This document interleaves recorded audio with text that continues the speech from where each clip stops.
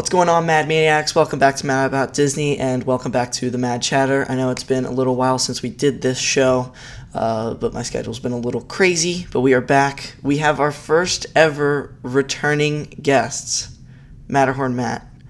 How are you today? What up? What up, YouTube? It's your boy Matterhorn Matt. I'm doing fantastic today. How about you? I'm good. Congrats on being the first returning Mad Chatter guest. Yeah, thank you. I'm honored. And Matt is also, I've now decided, my go-to. There's breaking news and I need someone to talk to on YouTube about it person. So, congratulations. Thank you. Like I said, I'm honored. So for anyone who doesn't know, this whole weekend, or week, whatever, I don't know the dates, is San Diego Comic-Con, which is the biggest Comic-Con, and Marvel had their panel last night where they did a lot of announcements for upcoming projects that they're working on, and boy did they have a lot of announcements. So basically, they wrapped up the Infinity Saga with Spider-Man Far From Home. Yeah, so they wrapped up the Infinity Saga with Spider-Man Far From Home, and then it was kind of an unknown what they were doing after that. Obviously, people, made predictions, but, there was no formal announcements, really, until last night when we got everything. So, real quick, I think I have on my phone, I'll do a quick rundown of everything, and then we'll go through and just, this whole podcast, probably, we're just going to talk about the Marvel movies, because I think that we'll have enough to talk about there. So we'll talk more about the fact that they're doing this, but there's a lot for Disney Plus, which is Disney's new streaming service.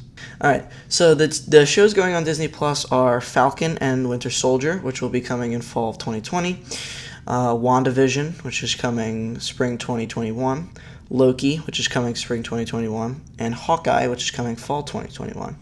And then the films that are coming out are Black Widow, which comes out May 1st, 2020, The Eternals, which comes out November 6th, 2020, Shang-Chi, which comes out February 12th, 2021, Doctor Strange in the Multiverse of Madness, which comes out May 7th, 2021, and Thor, was it Love and Thunder? Is that what it's called? Yeah, Love and Thunder, yeah. November 5th, May 2021. Now, you may hear a common theme there, which is 2021. Is Marvel just claiming the year 2021? Because with Disney Plus and the films, they have 6 major projects coming out in 2021, which is just an insane amount. So, go ahead. Yeah, so I don't know. I don't know if I really expected more, but I guess I expected Marvel to sort of take it slow after Endgame and Infinity War and all that. Some standalone films not connected to the Avengers or anything. But I guess I'm just so used to them announcing 50,000 movies, not just 5 within the span of 3 years. But I am happy with this. I would like to shout out the graphic designer who designed the logo for Thor: Love and Thunder. Oh, that yeah, is one of the greatest logos I I've ever love seen.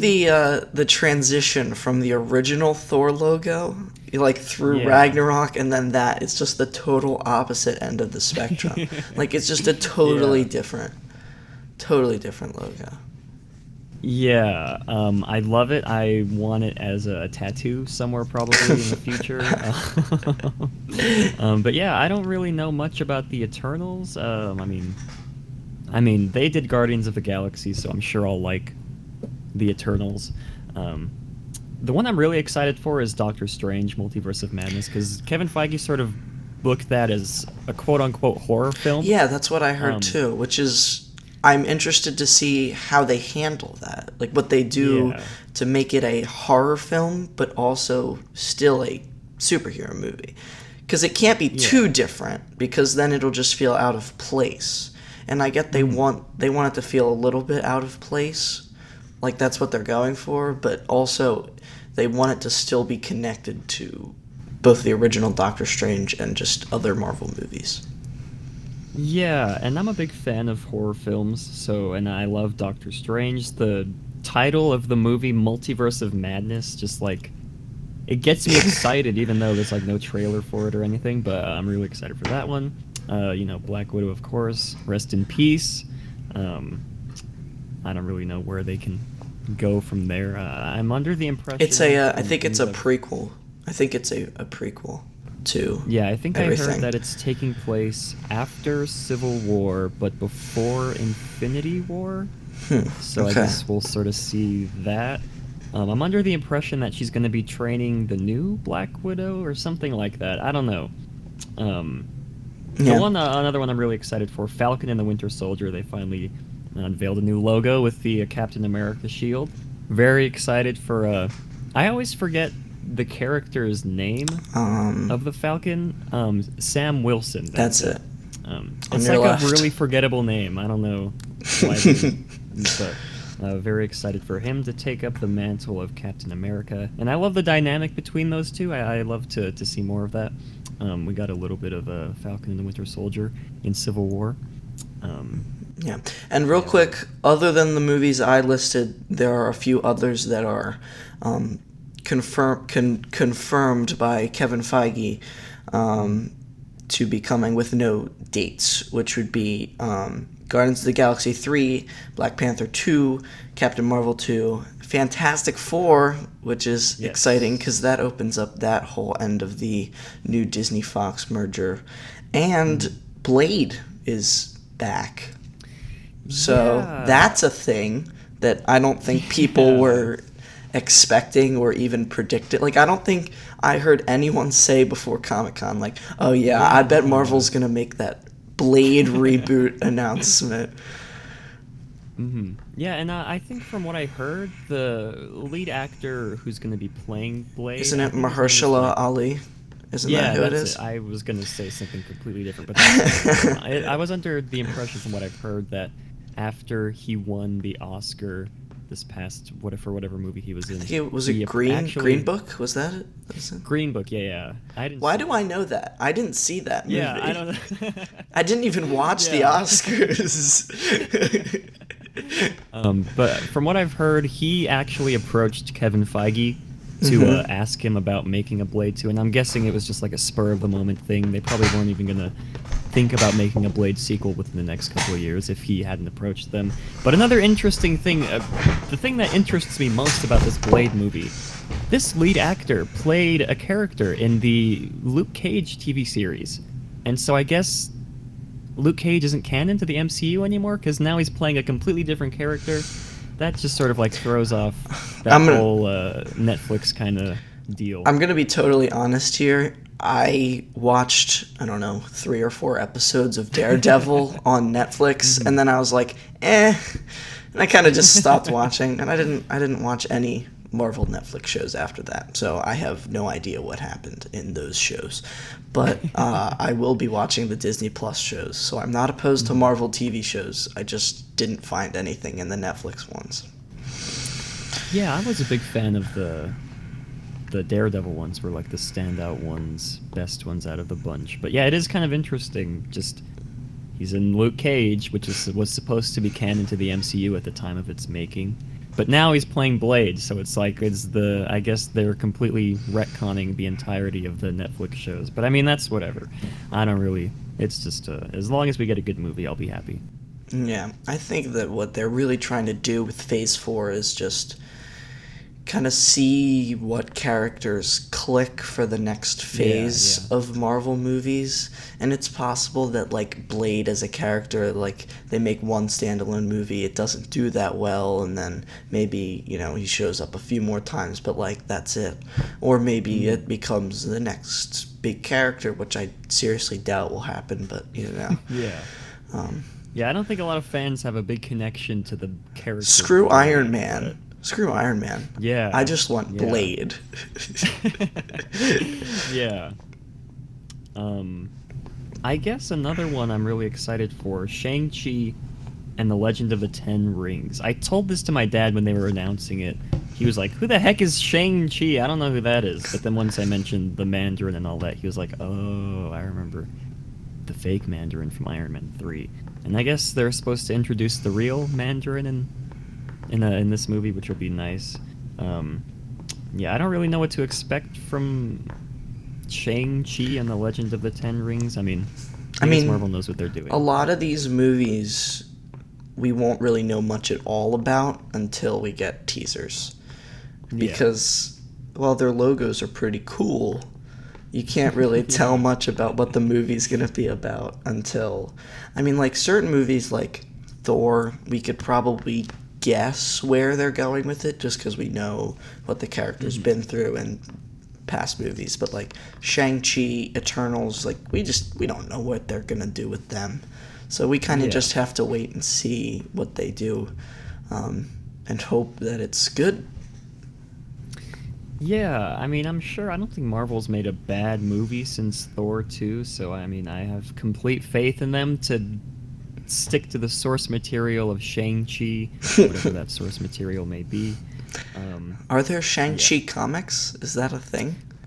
I think so. I don't know. I'm not a really big comic person. I'm not either, pretend which is to know a why lot, but I'm not a big comic person, so whenever they introduce these new characters, if they're not someone that's been in a movie, I'm like, I don't know who that is.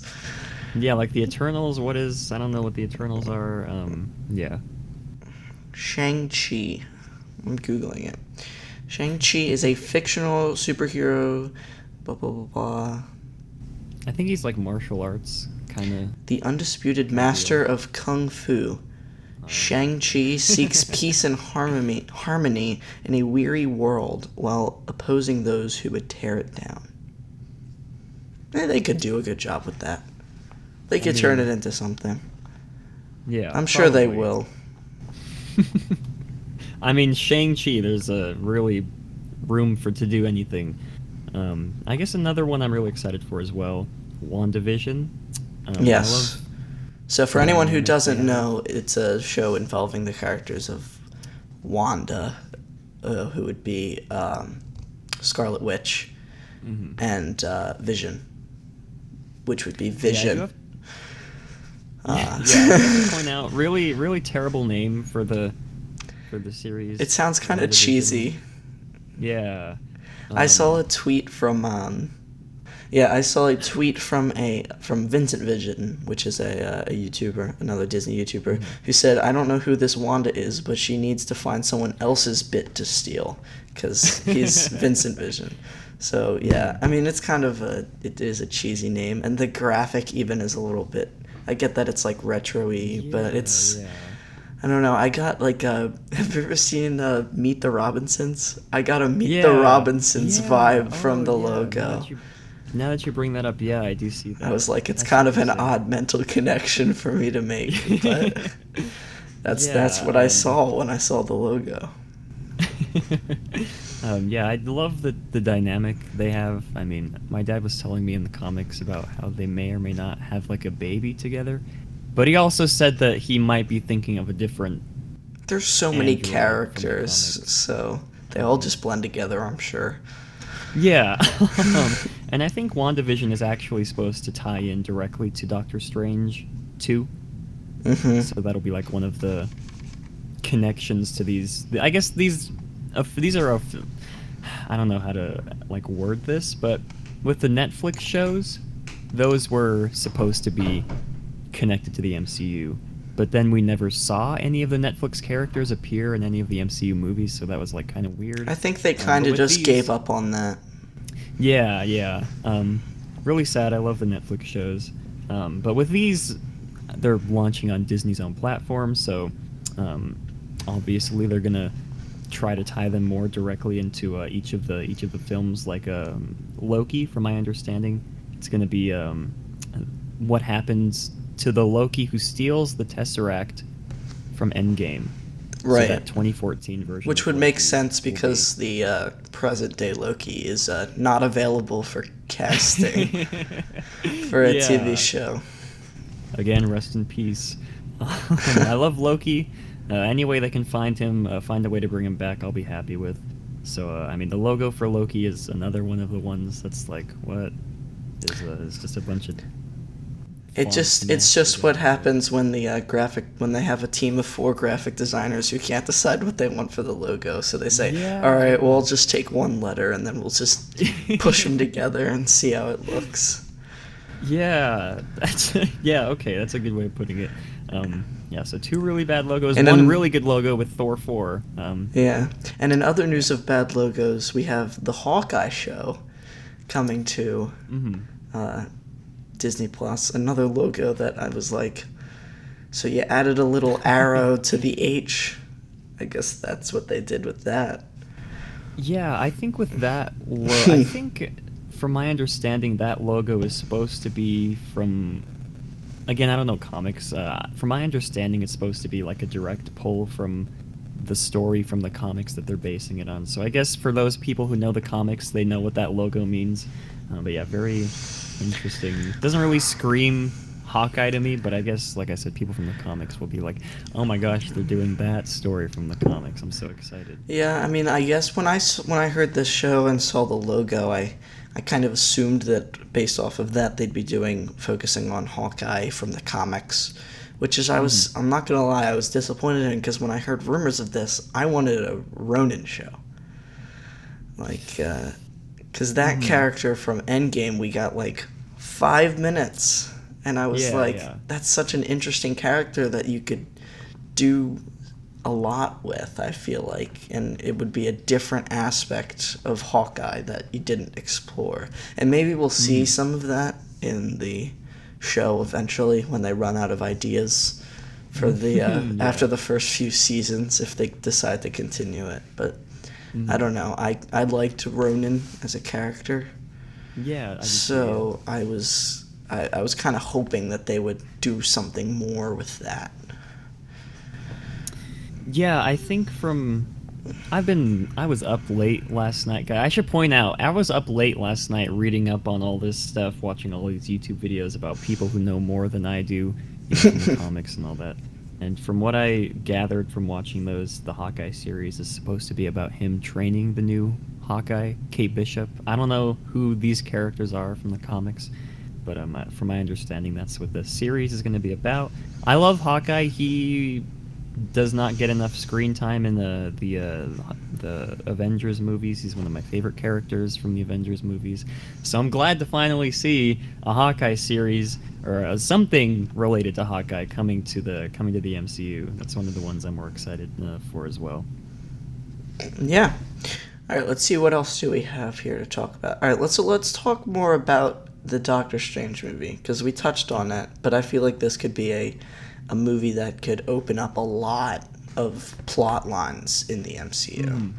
So, Multiverse of Madness, straight up from the start, you have the word multiverse, and Mhm. that just infinite possibilities of what this movie could be about. So, when you hear the title, what do you think of? Like, what comes to mind about this movie?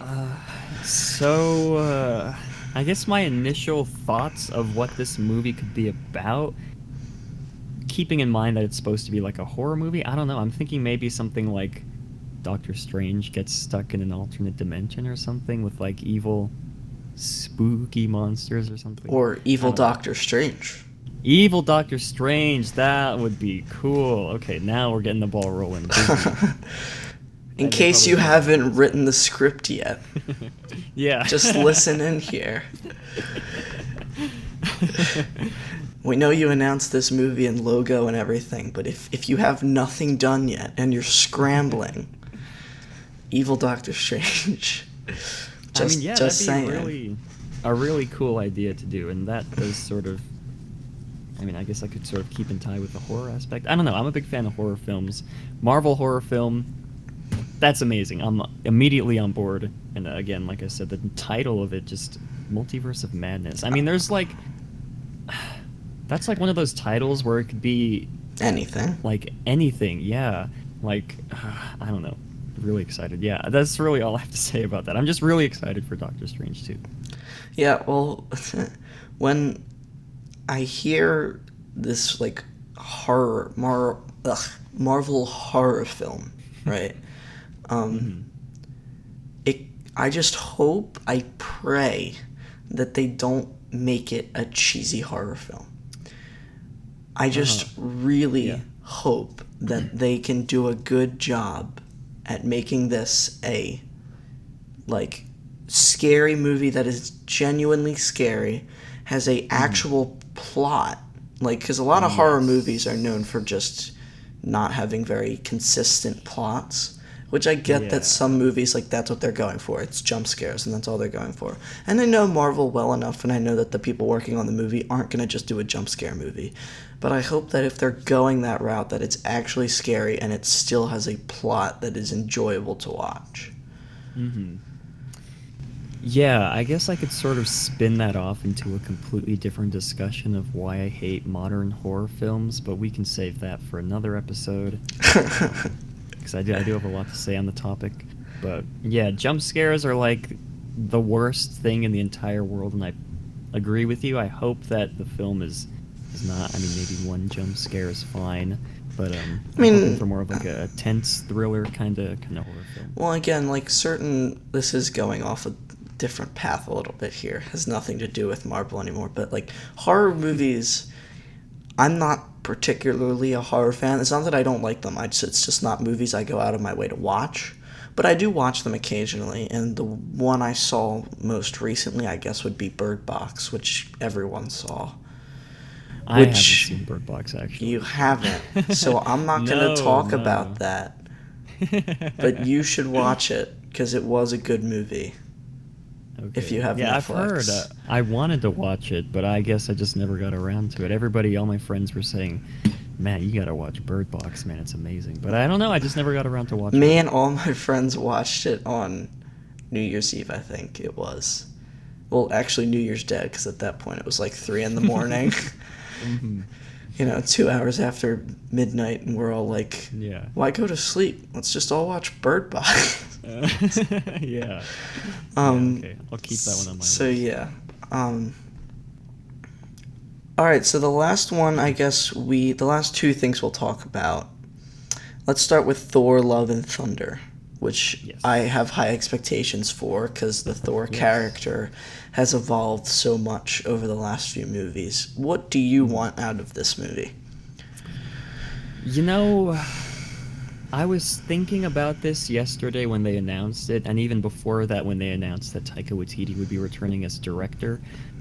Great move. Yeah, really, he really did breathe new life into not only the Thor movies, but the character as well. I was thinking about this, and I was thinking to myself, Disney and Marvel, I want to say, took a risk on hiring Taika Waititi, bringing him in for Thor Ragnarok, having him do his vision of Thor. And I'm assuming now that first film with him is out of the way, they'll allow him to have even more creative freedom than he did before with this fourth Thor film, kind of like they did with James Gunn in Guardians of the Galaxy 1. They gave him more freedom for the second one to do whatever he wanted. So I'm hoping to see even more craziness, Thor humor in this one. And from what I've heard, what's her face? Natalie Portman is supposed to be female Thor.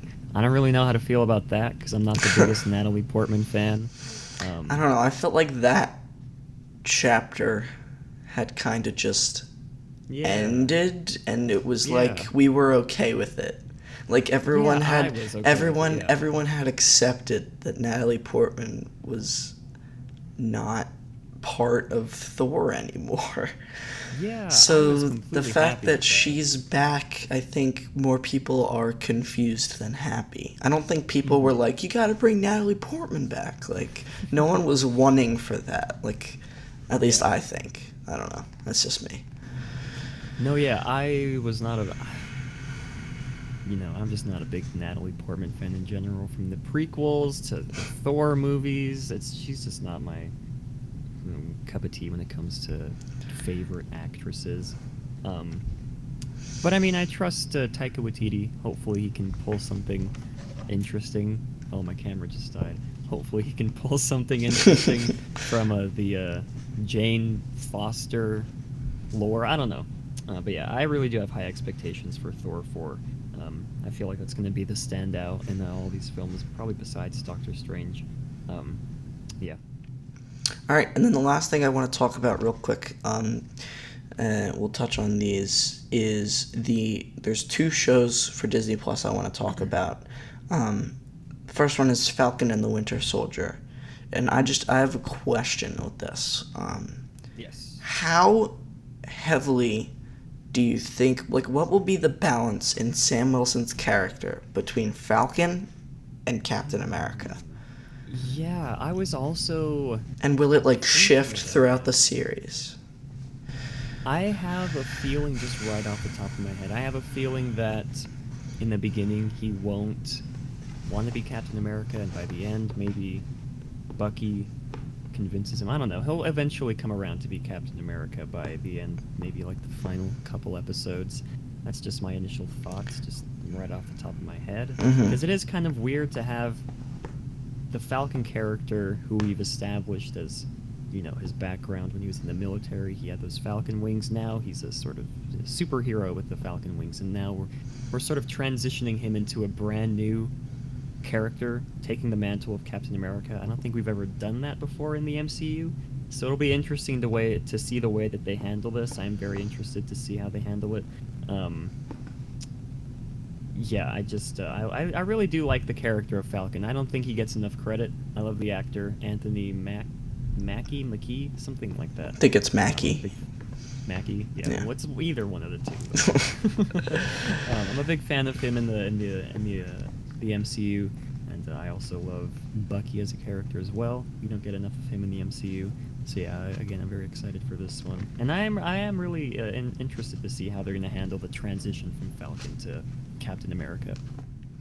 Yeah, I mean, I love both characters as well. Again, I'll say this: it's not because I don't love Anthony Mackie and the character of the Falcon, but because I still thought that Bucky should have been Captain America. Yeah, because I agree. I like the Falcon as the Falcon. Yeah. And I thought that the Winter Soldier would have been easier to morph into Captain America than the Falcon. But that's just my opinion. Yeah, no, I agree 100%, and I believe they've gone both ways in the comics, having the Winter Soldier be Captain America as well as... They did. The Winter Soldier was first, and then it went from him to the Falcon, which is why a lot of people thought that that's how it would go in the MCU. Well, maybe in Phase 6, Anthony Mackie will pass on the mantle of Captain America to 50,000-year-old Bucky. I'm excited for that one, Marvel. Or who knows, maybe it'll go to Blade. Oh, hey, Marvel, get your pens out, get your paper ready. We're just spitting you guys' ideas.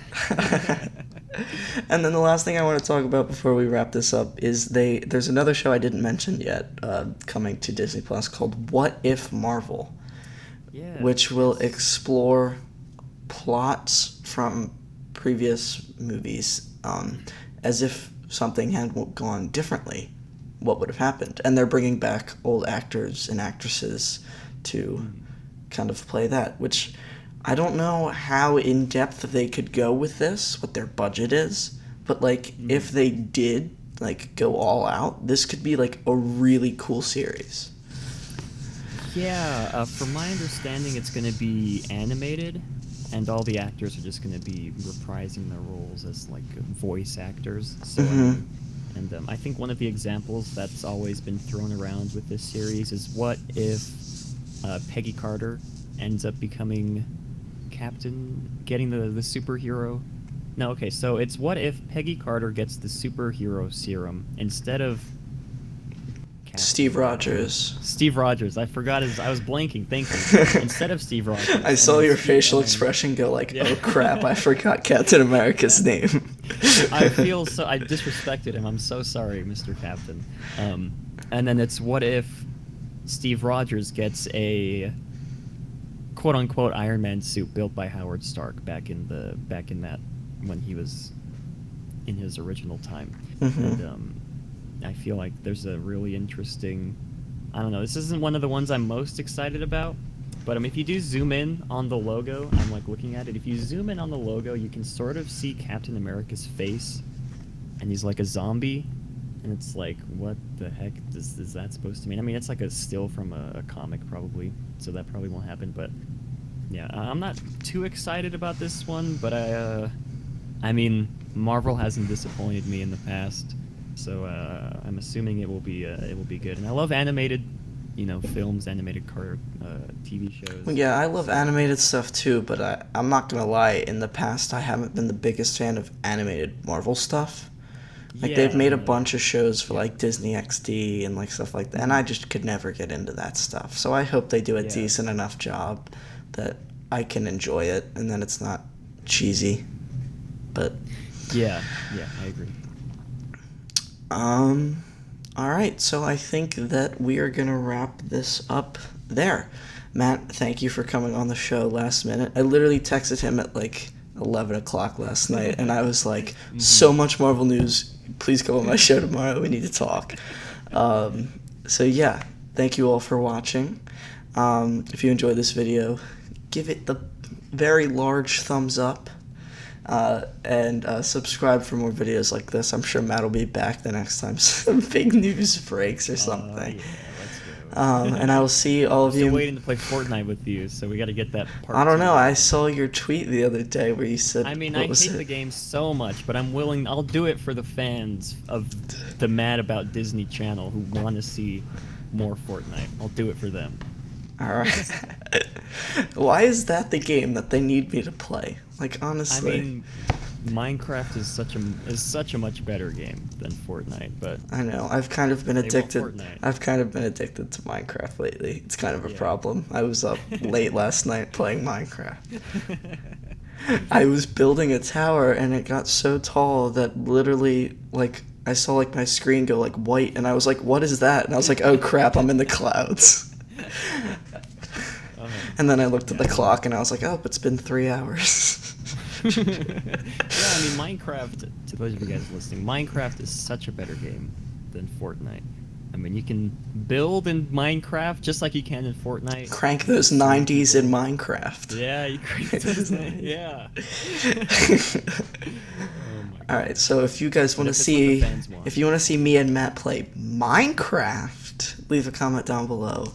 If you want to Hunger see, Games. we could. Oh yeah, it's basically Fortnite. If you want to see some Roblox, no, I'm kidding. I mean, I'm Roblox. down. I'll do whatever. But that is all for now, and I will see all of you Mad Maniacs in the next video.